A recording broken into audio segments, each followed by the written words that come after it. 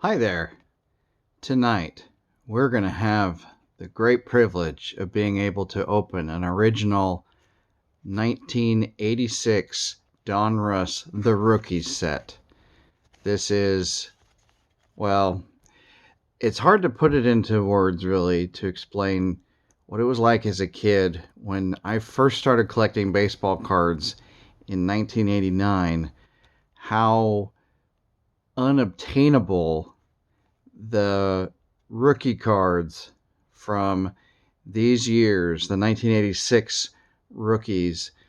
By the time I was collecting in 89, a lot of the biggest stars in baseball had their rookie years in 1986. I think I did a video of the 86 Fleer traded set, and I talked about how that was probably one of the best rookie classes of its time, but also a rookie class where, to my knowledge, I don't think any of them have yet to make it into the Hall of Fame, even though they are all eligible, I believe, at this time. And a lot of that has to do with the steroid era, unfortunately. But I'll tell you, as a kid, man, this 86 rookie cards was something you would see in a Beckett magazine and just dream of what if I could afford to get those rookie cards. And now today, you can pretty much get this set for not too much money. Um, on the back here it says the rookies featuring Hank Aaron puzzle and the outstanding rookies of the 1986 season, including Joyner, Canseco, Inclaviglia, and Bonds. Who will be crowned Rookie of the Year? And who will be your heroes this year and for years to come? Who are your favorites? Enjoy them, for they are the future of baseball. Well, that's kind of, poetic, but it turned out that 86 really was a big year for rookies. And so let's go ahead and take a look at this set of 86 Donruss The Rookies, still in its sealed wrapper. Let's try to get in here and somehow get this open without doing any damage to the cards. As I mentioned, nowadays these cards are not worth nearly what they were back when I was a kid collecting, but these were not very common either, these the rookies sets. At least when I was a kid, I didn't see very many of these. Maybe I saw them in like behind glass cases at the card store with some price that made them completely unobtainable. But we start out here with Wally Joyner, who was a kind of a surprise standout rookie of that year. We have Tracy Jones. We have Alan Anderson, Ed Correa, Reggie Williams, Charlie Kerfield. There we have Andres Galarraga. He was definitely a star back in those days. Bob Tewksbury, Al Newman, Andres Thomas. There we go. Barry Bonds, probably the biggest rookie of this rookie class. Juan Neves, Mark Eckhorn, Dan Plessick, Corey Schneider, Kelly Gruber. He was a big deal for a while until injuries kind of ended that. Kevin Mitchell, he kind of really peaked when he was traded to the Giants.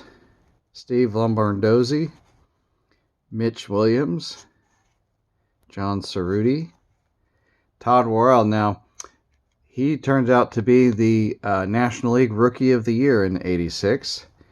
And then after that, I think his name kind of faded out. And look who he's back-to-back with, Jose Canseco, the American League Rookie of the Year. That's funny. I didn't even realize that they were sequential, 21 and 22. And that was the Rookie of the Year for American and National League. Pete Inclaviglia, Jose Guzman, Scott Bales, Greg Matthews, Eric King, Paul Ossenmacher, Jeff Sellers.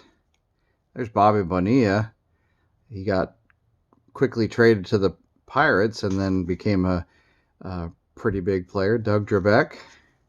There's my favorite player of pretty much baseball of all time, Will Clark. And there's his 86 The Rookies card. That was a big deal. Oh, we skipped Bip Roberts, Jim DeShays, Mike Lavelle, I can't pronounce that, Lavalier, Scott Bankhead, Dale Svim, Bo Jackson. I mean, this rookie class was stacked, and Bo Jackson was one of the biggest rookies of that time.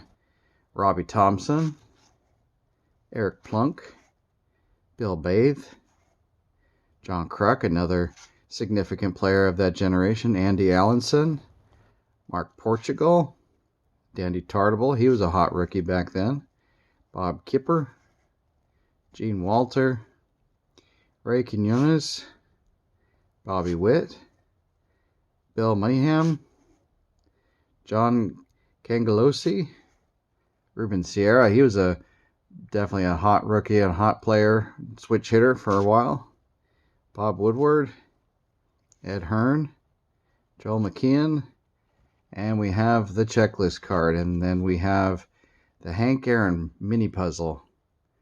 So, boy, what a set this was, especially back when I was collecting in the late 80s, early 90s, man. The sky was the limit for all the players, or a lot of the players in this set. Unfortunately, it didn't quite turn out that way in the end as far as like the Hall of Fame is concerned, but boy, I tell you, these were some of the most famous players for me when I was collecting and following baseball during that time. So what a privilege it is now to be able to open these old packs and see these cards that, like I said, when I was a kid, just seemed so unobtainable. And now we get to kind of enjoy it. That's kind of one of the, silver linings of the junk wax era is people like me can kind of go back and relive this experience without breaking the bank. So I enjoyed that. I hope you enjoyed watching. Thanks so much.